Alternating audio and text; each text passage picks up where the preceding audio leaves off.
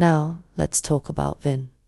After fainting in the natural pit overnight, he only slowly opened his eyes around noon the next day.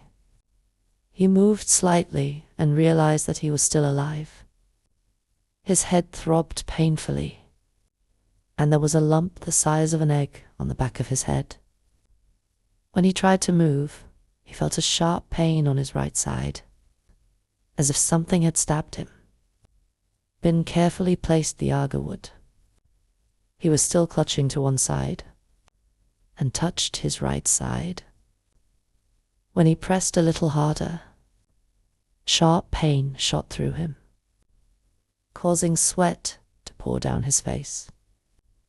With his years of experience in the forest, Vin guessed that he had probably broken 1 or 2 ribs. He figured he needed to check it more thoroughly later to be sure. Vin gritted his teeth and tried to sit up, but every slight movement sent waves of pain through his side. It was now noon, and sunlight filtered through the dense canopy above, allowing some light to reach him. Vin grabbed onto a tree root that extended down from above and pulled himself up. He noticed that the pit he had fallen into was about 1 meter in diameter and a little over 2 meters deep. Using the tree root, he slowly climbed out, but it took him nearly 20 minutes to get out, as the pain caused him to slip back down several times. Once out of the pit, Vin lifted his shirt to check if his ribs were broken. He pressed on the painful spot again, and a wave of pain made him cry out. But he quickly covered his mouth to avoid making too much noise. After pressing again, he realized that his ribs were not broken. Vin sighed in relief. If he had broken his ribs, being alone in the forest would have been a death sentence. He figured that when he fell, his right side must have hit a rock, and lying on his side all night had likely caused soft tissue damage. Vin looked back at the pit he had fallen into the night before and realized that it was hidden under the roots of a large tree, which is why the forest people hadn't seen him fall. Looking around further, he saw the remnants of last night's escape. Broken trees and branches littered the area. Holding the Agarwood in his hand, Vin wanted nothing more than to leave this dreadful forest. But he thought of his companions. After resting a bit to regain his strength, Vin followed the trail of broken trees back to where their camp had been. But when he arrived, all that remained was a pile of ashes. Their tents had been burned down by the forest people. Vin wasn't sure which direction to go next when he noticed dark, dried bloodstains on the ground. He was sure this was Esplot. Remembering that Oni had been killed on the spot, Vin searched around for more bloodstains and luckily found some on the leaves. Following the trail of blood far away from their last stop, Vin marked his path as he went, in case he needed to find his way back. By late afternoon, he arrived at a village nestled deep in the forest. The village had guards patrolling the entrance, armed with sharp spears. Vin didn't dare get too close and stayed far enough away to avoid being detected, to ensure the dogs wouldn't catch his scent. Vin rubbed some wild mint leaves on his body and face. Vin was certain that his companions were inside the village, but he was alone and didn't know how to infiltrate it. Waiting outside and starving, he ate some wild fruit. By dusk, he saw villagers leading Nom, Tom, and Kenny out of the village. Vin followed from a distance and saw them take his 3 companions to a stream to wash them clean. He also spotted a huge tiger lurking in the nearby forest. Fortunately, Vin had masked his scent with leaf, or the tiger would have found him. knowing that the forest people had a tiger. Vin was even more cautious and kept a greater distance. After the forest people had washed his companions, they led them to a clearing.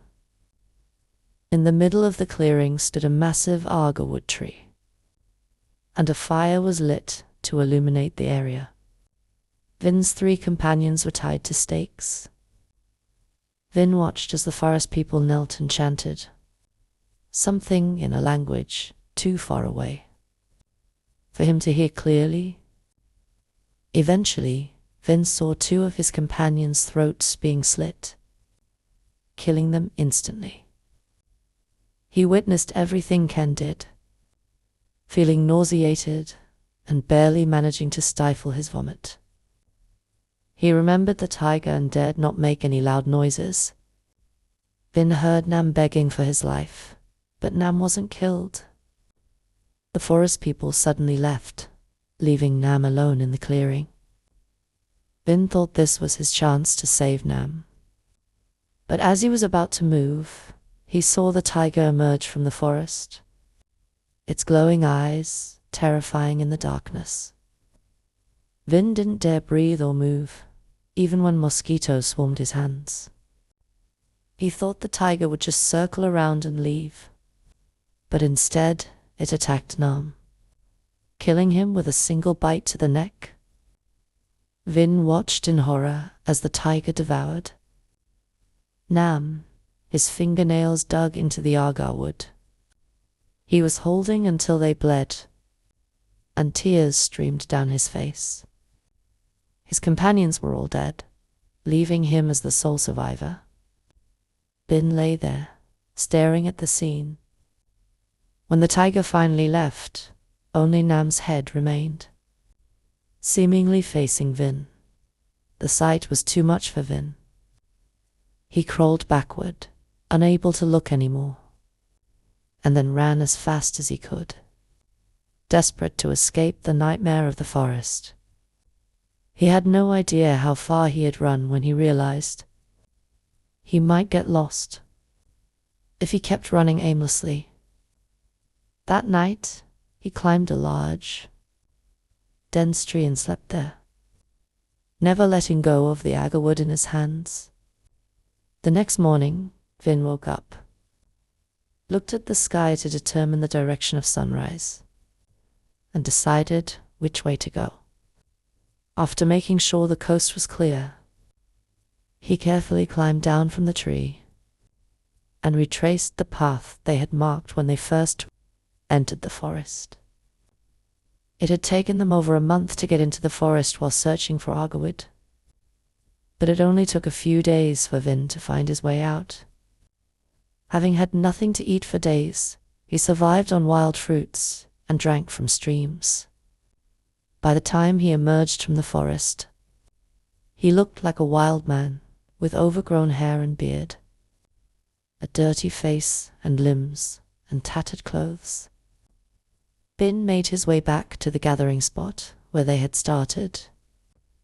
He found the place where they had parked their vehicles, took out the money he had hidden in the scooter's compartment, bought some new clothes, and had a proper meal. He wrapped the piece of Agarwood in a black plastic bag and carried it everywhere, never letting go. After spending the night in that spot, Vin drove straight to his home in a commune in Kontum City. He arrived home around 1 p.m. as he entered the yard.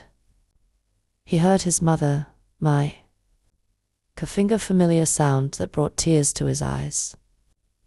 Vin rushed into the house, calling out loudly, "Mum, Mum, I'm home. I'm back, Mum."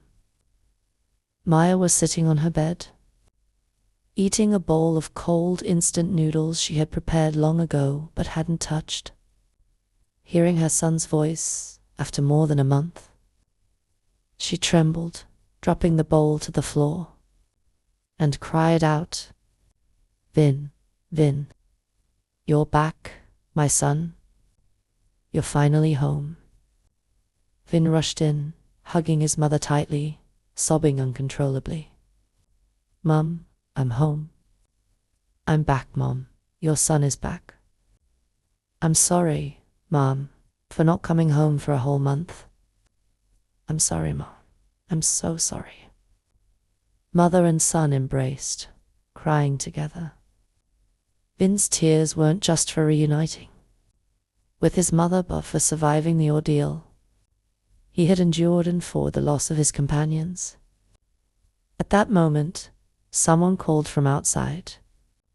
Aunt Mai, have you eaten yet? I brought you some food. The person calling was the child of Mai's younger brother. Since her brother had married early, his son was actually older than Vin, around 37 or 38 years old. Mai responded from inside the house. Tong, I'm here, inside the house. Tong entered the house, carrying a food container and what looked like a bottle of juice. Upon seeing Vin, Tony exclaimed in delight. Oh, brother Vin, when did you get back? Aunt has been worried about you all month. I came late today because I was working in the fields. I didn't know you were back, so I only brought a small amount of food. Come over to my house for dinner later. Vin helped his mother sit at the table and replied to Tony. It's okay, I ate outside. Thank you so much for taking care of my mother while I was away. Now that I'm back, I'll take care of her, so you don't have to worry about running back and forth. Tong brushed off Vin's words and replied, Come on, brother, how can you say that? We're family. If it weren't for Uncle, my parents wouldn't have survived, and I wouldn't be here today. I see Aunt as my own mother. By the way, I heard you went into the forest to search for Agarwood. Did you find any? Oh, never mind.